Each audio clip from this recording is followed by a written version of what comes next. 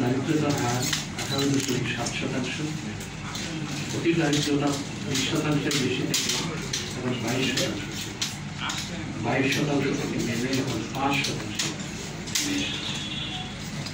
এর একটি বড় অর্জন। আমরা 2009 সালে আমরা পৃথিবীর 60 অর্থনীতির দেশ ছিল। এখন জিডিপিতে আমরা কোনো প্রাক্কলনে 33তম অর্থনীতির দেশ, কোনো প্রাক্কলনে 29তম অর্থনীতির দেশ। আমরা গত 15 বছরের অভিযাত্রা যে সমস্ত দেশকে পেছনে ফেলেছি জিডিপির আকারে, সেখানে মালয়েশিয়া এবং সিঙ্গাপুর আছে। এবং আমরা সমস্ত সূচকে, মানব উন্নয়ন সূচক, সামাজিক সূচক, অর্থনৈতিক সূচক, স্বাস্থ্য সূচক, সমস্ত সূচকে আমরা অনেক আগেই পাকিস্তানকে অতিক্রম করেছি, আজ থেকে 7-8 বছর। এবং আমরা মানব উন্নয়ন সূচক, সামাজিক সূচক, স্বাস্থ্য সূচক, এই সমস্ত সূচকে আমরা ভারতকেও বেশ আগে অতিক্রম করেছি। আমরা অর্থনৈতিক সূচকের মাথাপিছু আয়ের ক্ষেত্রে আমরা ভারতকে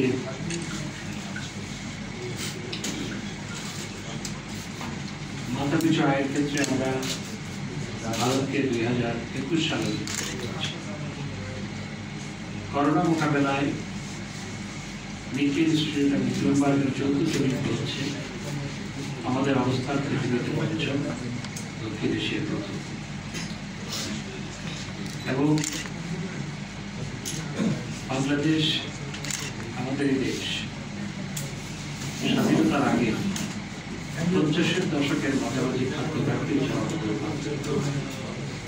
যখন লোক সংখ্যা 5.5 কোটি, আজকে লোক সংখ্যা 17 কোটির বেশি। গত 60 বছরে বাংলাদেশে 65 বছরে বাংলাদেশে 1 ইঞ্চি বেশি জমি বাড়ে হয়েছে। আমরা যখন স্বাধীনতা অর্জন করি তখন পার ডেসিমেল কৃষি জমি ছিল 20, পার পার্সন কৃষি জমি ছিল 20 ডেসিমেল, এখন সেটা 10 ডেসিমেল, অর্ধেকে নেমে এসেছে। পৃথিবীর সবচেয়ে ঘনবসতি দেশ বাংলাদেশ, প্রতি বর্গ কিলোমিটারে 1260 জন মানুষ বসবাস করে, এটি পৃথিবীতে সর্বোচ্চ। এরপরও আমরা ঈদের ঝড় বন্যা জলোচ্ছ্বাসের দেশ, জলবায়ু পরিবর্তনের অভিঘাতের দেশ। এরপরও আমরা খাদ্যে, আমরা দানাদার খাদ্য উৎপাদনে আমরা সংশোধিত করেছি। আমরা ধান উৎপাদনের পৃথিবীতে তৃতীয়, আমরা মিঠা পানির মাছ উৎপাদনের পৃথিবীতে তৃতীয়, সবজি উৎপাদনের পৃথিবীতে আমরা চতুর্থ, আলু উৎপাদনে আমরা সপ্তম। এভাবে 14টি কৃষি পণ্য উৎপাদনের করার ক্ষেত্রে আমরা পৃথিবীর প্রথম 10টি দেশের মধ্যে, অথচ আয়তনের দিক দিয়ে আমরা পৃথিবীর 92 দেশ। এবং আজকে প্রতিটি মানুষের ভাগ্যে পরিবর্তন হয়েছে 15 বছর আগের জন্য।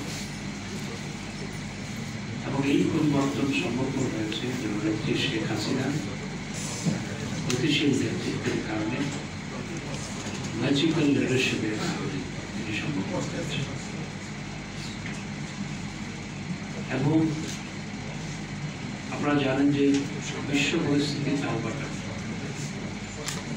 রাশিয়া ইউক্রেন যুদ্ধ, গাজায় ইসরায়েলি বর্বরতা, সুদান সহ বিভিন্ন জায়গায়, পৃথিবীর বিভিন্ন জায়গায় কনফ্লিক্ট।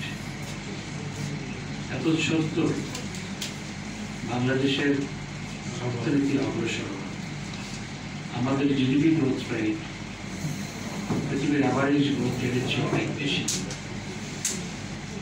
এমনকি ডেভেলপিং কান্ট্রিগুলোর গ্রোথ রেটের চেয়েও আমাদের অ্যাভারেজ গ্রোথ রেটের চেয়েও আমাদের গ্রোথ রেট বেশি। এটি বাস্তবতা। রাশিয়া ইউক্রেন যুদ্ধ, গাজা যুদ্ধ, নানাবিধ কারণে, করোনা মহামারীর পর করোনা এখনো যায়নি। মন্ত্রিসভার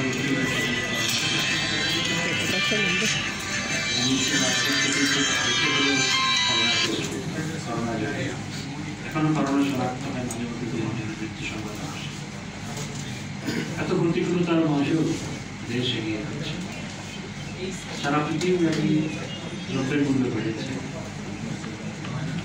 ইউরোপে অনেক পণ্যের মূল্য, বিশেষ করে খাদ্য পণ্যের কয়েক গুণ বেড়েছে। 1 ইউরোর কোনো খাদ্যপণ্য সেটা 3 ইউরো হয়েছে। খাদ্যপণ্যের সংকটও হয়েছে সেখানে। সুপার মার্কেট থেকে বেশি পণ্য একসাথে কিনতে দেওয়া হয়নি হয়ে এখন কিছুটা পরিস্থিতি হয়েছে, কিন্তু এই বাস্তবতা সেখানেও কিন্তু সেই প্রেক্ষিতে আমাদের দেশেও পণ্যের মূল্য বেড়েছে, এটি সঠিক।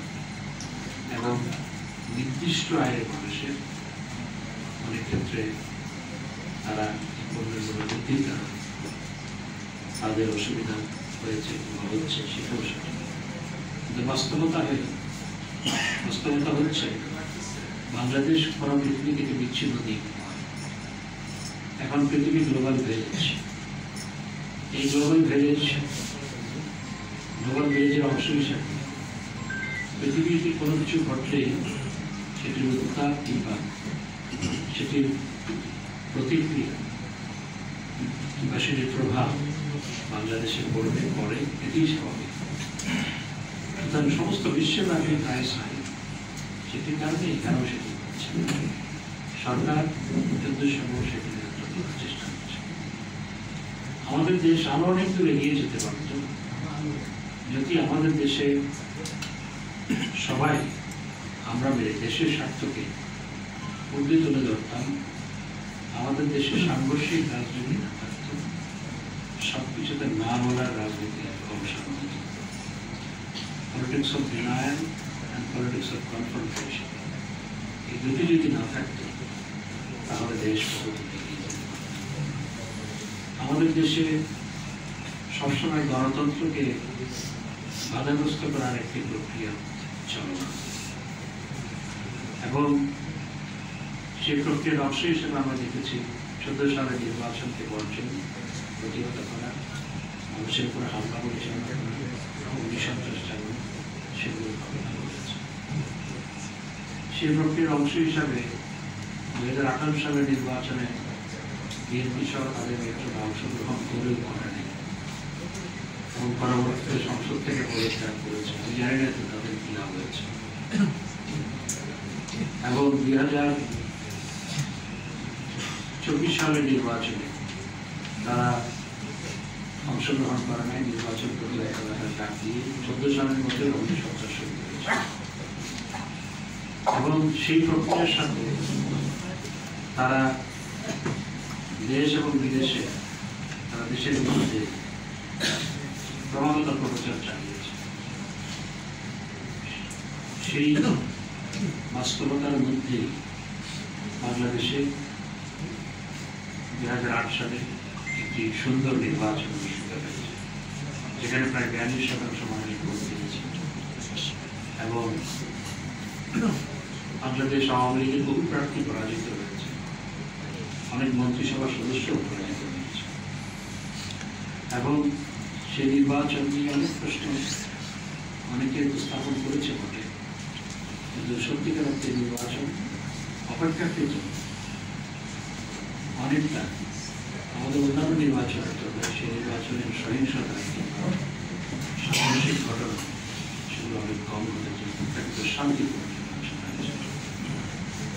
অনেকেই প্রশ্ন রাখতে পারেন 42% ভোট তো বেশি নয়। গত 3-4 বছরে ইউরোপিয়ান ইউনিয়নভুক্ত অনেক দেশে নির্বাচন হয়েছে, পর্তুগালে, আয়ারল্যান্ডে এবং আরো বেশ কয়েকটি দেশে নির্বাচন হয়েছে। সেই সমস্ত দেশেও নির্বাচনে দেখা গেছে যে ভোট পড়েছে 40% কিংবা তার চেয়ে কম। সেখানে কিন্তু ভোট বর্জনের ঘোষণা ছিল না, ভোট প্রতিহত করার অপচেষ্টাও ছিল, কিন্তু এরপরও সেখানে 40% ভোটে কম ভোট। সুতরাং আন্তর্জাতিক বিচারে একটি চমৎকার নির্বাচন অনুষ্ঠিত হয়েছে বলে আমরা মনে করি। এবং এই নির্বাচনের আগে আপনারা দেখেছেন দেশকে প্রশ্নবিদ্ধ করার জন্য দেশের বিরুদ্ধে ষড়যন্ত্রের অংশ হিসাবে অনেক অনেক বিদেশিদের দুয়ারে বিএনপি সহ তাদের মিত্ররা গেছেন এবং দেশের গণতান্ত্রিক প্রক্রিয়াকে বাধাগ্রস্ত করার অপচেষ্টা চালিয়েছেন এবং গণতন্ত্রকে বাধাগ্রস্ত করার অপচেষ্টা চালিয়েছেন নির্বাচন প্রতিহত করার প্রক্রিয়ার পাশাপাশি। নির্বাচন হওয়ার পর এই গোষ্ঠীর উন্মুখ দৃষ্টি ছিল বিশ্ব সাম্প্রদায়িক প্রতিক্রিয়াতে। এখন পর্যন্ত ৮০টা দেশের রাষ্ট্রপ্রধান সরকারপ্রধান মাননীয় প্রধানমন্ত্রীকে অপর চতুর্থবার নির্বাচিত হওয়ার জন্য অভিনন্দন জানিয়েছে এবং মার্কিন যুক্তরাষ্ট্রের প্রেসিডেন্ট চিঠি লিখে মাননীয় প্রধানমন্ত্রীর সাথে আমাদের সম্পর্ককে দ্বিতীয় পর্যায়ে নিয়ে যাওয়ার অভিপ্রায় মাননীয় প্রধানমন্ত্রীর ফিরতি চিঠিতে এটি অভিপ্রায়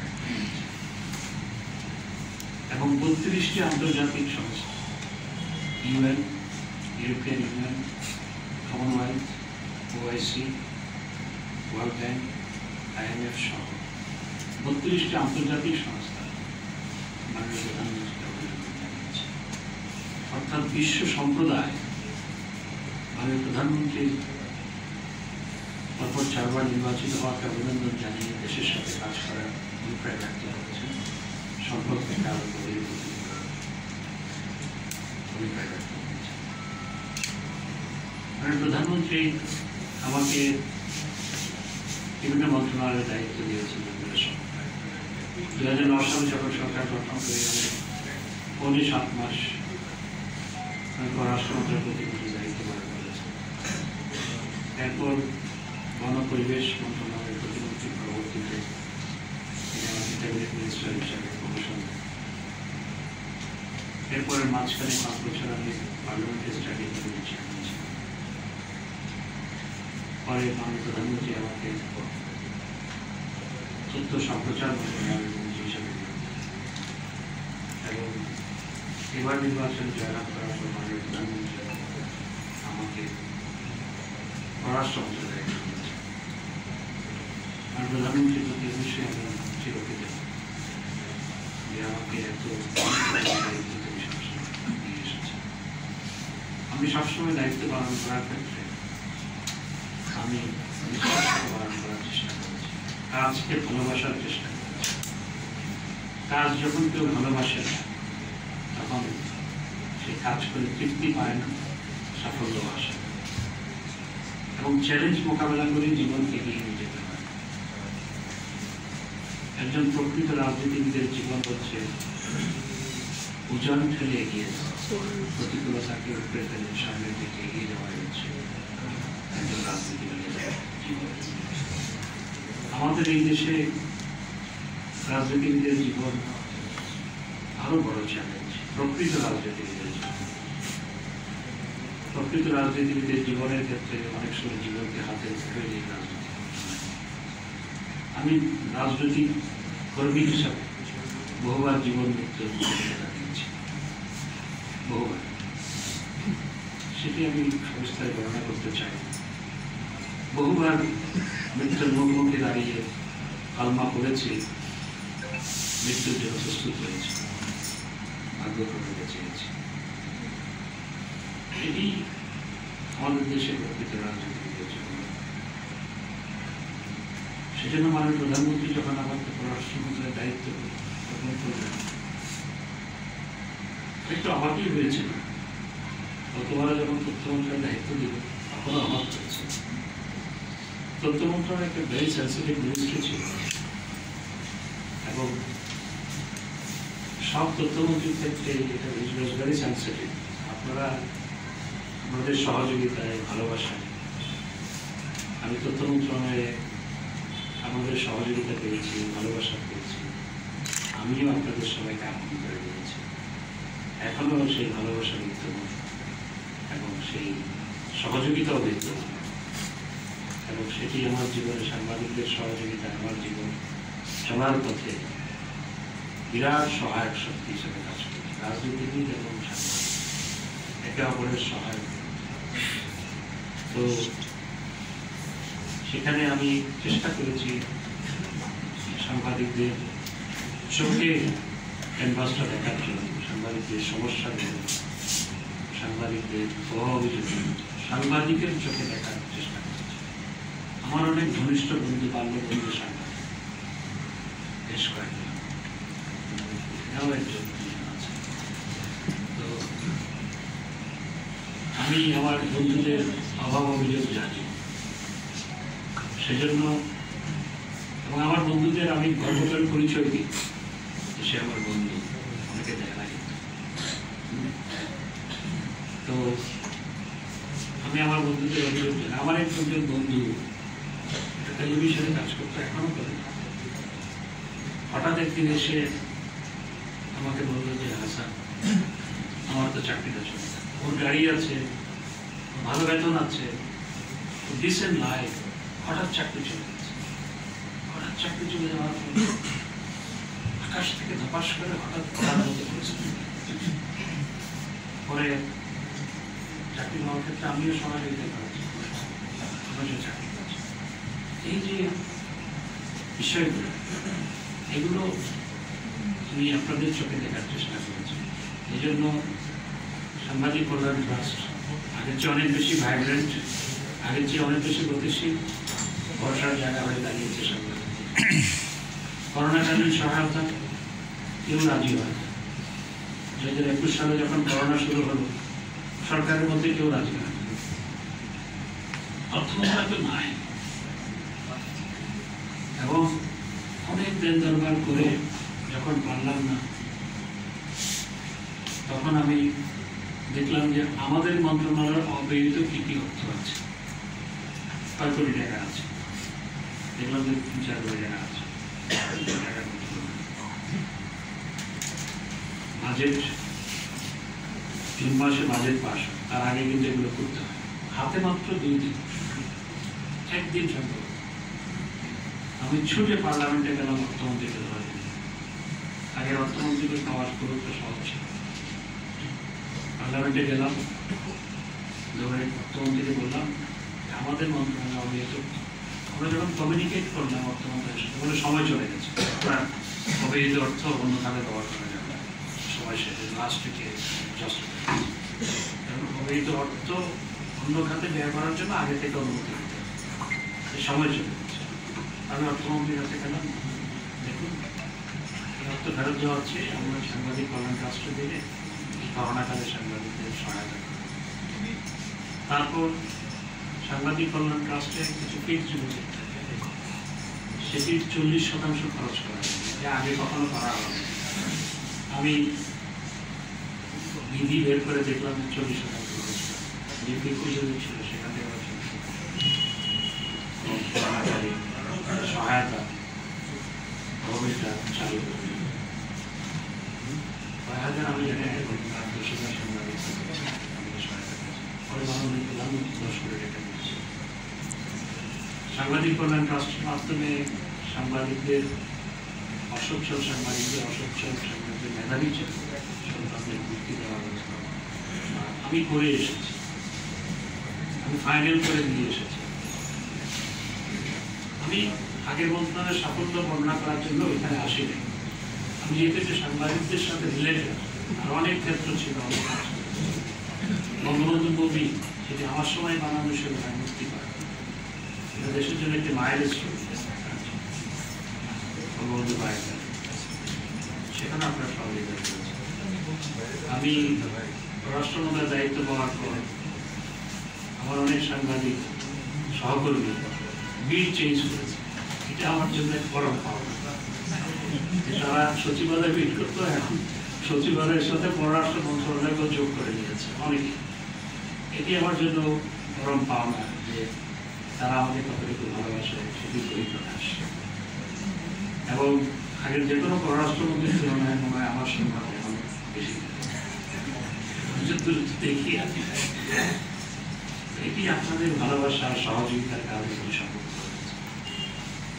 যে কথা বলছিলাম যে নির্বাচনের পরে উন্মুখ হয়ে সবাই বসেছিল বিশ্ব সম্প্রদায় কি করে, বিশ্ব সম্প্রদায় শেখ হাসিনার সাথে সবাই কাজ করতে চায়। এটি পররাষ্ট্রমন্ত্রী হিসেবে আমার সামনে বড় চ্যালেঞ্জ ছিল। This was the first challenge, যে বিশ্ব সম্প্রদায় এই সরকারের সাথে কাজ করা, বিশ্ব সম্প্রদায়কে এনগেজ করা। আমরা সেটি করতে পেরেছি বলে আমি মনে করি। চলার পথে অনেক চ্যালেঞ্জ আসবে, চ্যালেঞ্জ মোকাবেলা করে এগিয়ে যাওয়ার ক্ষেত্রে একটি তৃপ্তি থাকে। সেই চ্যালেঞ্জ মোকাবেলায় আমি আপনাদের সহযোগিতা চাই। আমরা কিছু বলতে চাই না। সবাইকে অসংখ্য ধন্যবাদ। জয় বাংলা, জয় বঙ্গবন্ধু। মাননীয় মন্ত্রী, একটা প্রশ্ন রয়েছে। মাননীয় মন্ত্রী, আমি যমুনা টেলিভিশনে কাজ করি। আমার যে প্রশ্নটি, আপনি মনে হয় গতকালকে জানেন যে গতকালকে রাতে যুক্তরাষ্ট্রের স্টেট ডিপার্টমেন্ট থেকে বাংলাদেশের প্রথম কোনো একজনকে প্রকাশ্যে নিষেধাজ্ঞা দিল, সাবেক সেনা প্রধানকে। বিষয়টিকে আপনারা কেমনভাবে দেখছেন এবং আরও কোনো ধরনের এইরকম স্যাংশন বা নিষেধাজ্ঞার সংখ্যা আপনারা করছেন কিনা?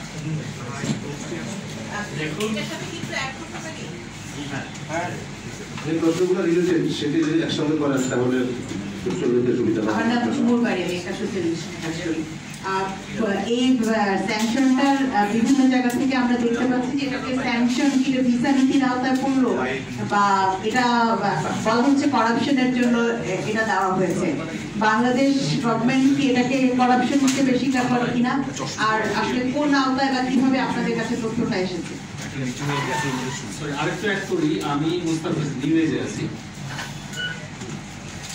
আপনি বলছিলেন যে ভিসা নীতি ডরম্যান্ট অবস্থায় আছে, তো উইদিন আ উইক এমন কি ঘটলো যে হঠাৎ করে আমরা এই ধরনের একটা বার্তা পেলাম ইউএস থেকে? দেখুন, ইউএস ভিসা নীতি যেটি ঘোষণা করেছিল সেটি হচ্ছে 3C visa policy, which was under the Immigration and Nationality Act. এটি ছিল ইমিগ্রেশন অ্যান্ড ন্যাশনালিটি অ্যাক্টের আওতায় 3C ভিসা পলিসি। সেটি ছিল ভিসা নীতি, সেটি ঘোষণা করছে এই অ্যাক্টের আওতায়। আর জেনারেল আজিজের বিরুদ্ধে যে ভিসা রেস্ট্রিকশন দেওয়া হয়েছে সেটা হচ্ছে foreign operation and related programs appropriation act, এটির অধীনে দেওয়া হয়েছে। অর্থাৎ যে ভিসা নীতি ঘোষণা করা হয়েছিল সেটির অধীনে তাকে ভিসা রেস্ট্রিকশন দেওয়া হয়নি, অন্য অ্যাক্টের অধীনে তাকে ভিসা রেস্ট্রিকশন দেওয়া হয়েছে। আমরা দুর্নীতির বিরুদ্ধে আমাদের সরকার জিরো টলারেন্স নীতি গ্রহণ করেছে এবং মাননীয় প্রধানমন্ত্রী আপনারা দেখেছেন আওয়ামী লীগের অনেক সন্ত্রাস সদস্য দুর্নীতির দায়ে জেলে গেছে, জেলে ছিল বেশ কিছু। সরকারি দলের অনেকের বিরুদ্ধেও ব্যবস্থা গ্রহণ করা হয়েছে। আমরা মার্কিন যুক্তরাষ্ট্রের সাথে কম্ব্যাটিং কারাপশন এবং আরো অন্যান্য ক্ষেত্রে আমরা একযোগে কাজ করছি। ধন্যবাদ।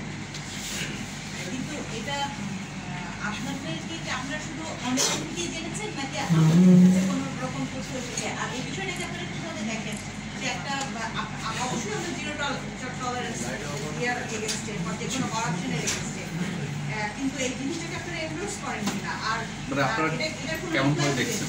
This the last question. এই অন্য কোশ্চেন করবেন, আমি কোশ্চেনের উত্তর দিচ্ছি। এই কোশ্চেনের উত্তর দিলে আমার মনে হয় একটা এই ইস্যুটা কভার করে।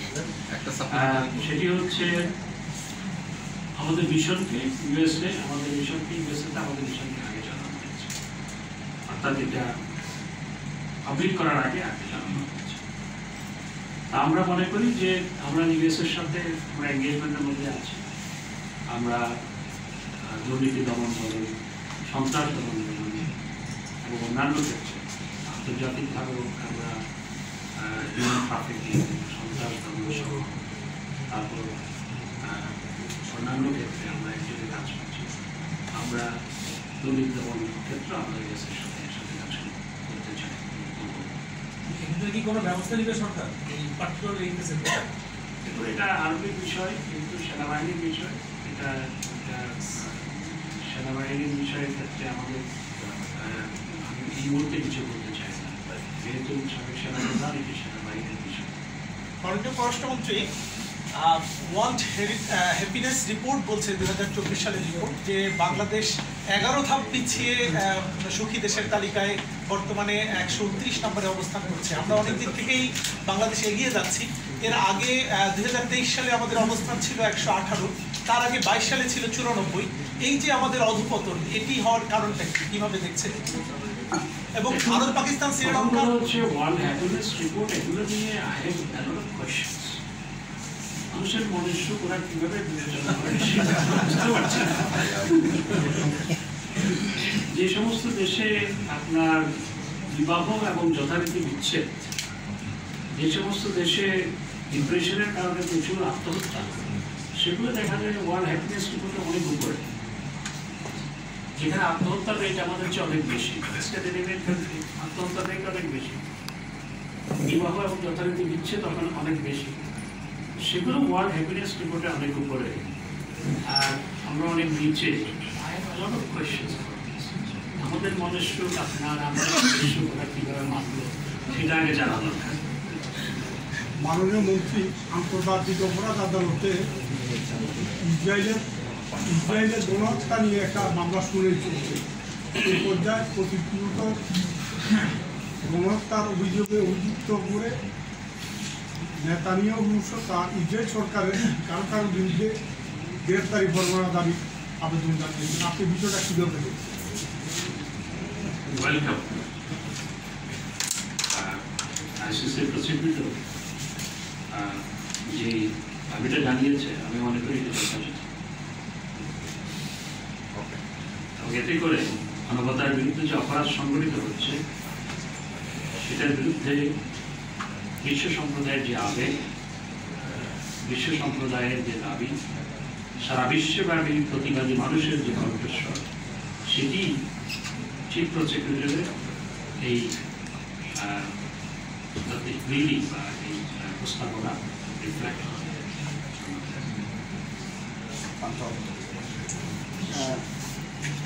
প্রধানমন্ত্রী আমার একটু জানার ছিল যে এই মুহূর্তে যে আবার ওই জায়গায় ফিরছি, যদি আপনি বলছেন আমি শেষ প্রশ্ন, বাট নানা ক্ষেত্রে দেখা যাচ্ছে যে আমাদের সাথে যুক্তরাষ্ট্রের এক ধরনের একটা বড় ধরনের একটা গ্যাপ তৈরি হয়ে আছে এইসব ভিসা নীতি, তারপর তার আগে স্যাংশন সব কিছু মিলিয়ে। এই পার্টিকুলার ইস্যু বাদ দিয়ে এই জায়গাটা গ্যাপটা পূরণের জন্য কয়েকদিন আগে লু ঘুরে গেছে। আমাদের সাথে আসলে অনেক পার্টিকুলারলি কোনো ধরনের উদ্যোগ নিয়েছে কিনা বা কোনো ধরনের উদ্যোগ আপনার মাথায় আছে কিনা বা আমরা ভবিষ্যতে দেখতে যাচ্ছি? দেখুন, US assistant secretary of state তিনি এসেছেন ভেরি পজিটিভ নোট, এবং তিনি যেটি বলেছেন আমরা সম্পর্ককে এগিয়ে নিয়ে যেতে চাই, putting aside the issues that created confusion in the relationship, সেগুলোকে দূরে রেখে আমরা সম্পর্ককে এগিয়ে নিয়ে যেতে চাই। এটি ছিল তার বক্তব্য, একই বক্তব্য আমাদের ছিল, আমরা সম্পর্ককে এগিয়ে নিয়ে যাওয়ার লক্ষ্যেই কাজ করছি। একটা বিষয় হলো, আমরা নির্বাচনের আগে দেখেছি যে আমেরিকা যে বিষয়টি দিয়েছে সেখানে আপনার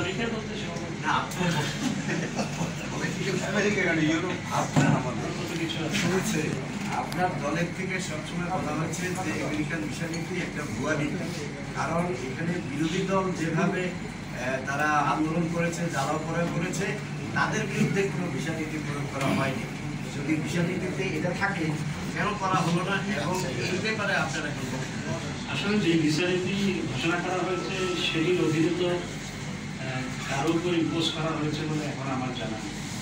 জেনারেল আজিজের বিরুদ্ধে যে ব্যবস্থাটা নেওয়া হচ্ছে সেটা অন্য অ্যাক্টের অধীনে করা হয়েছে।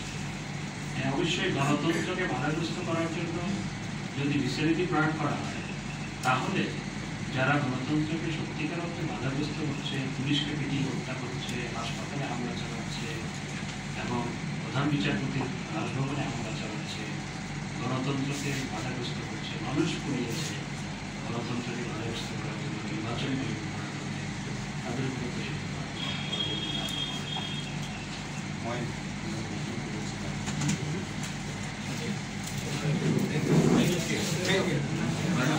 আমরা আমার নাম মহিনুদ্দিন, আমি বার্তা সপ্তাহ ইউনিটে কাজ করি।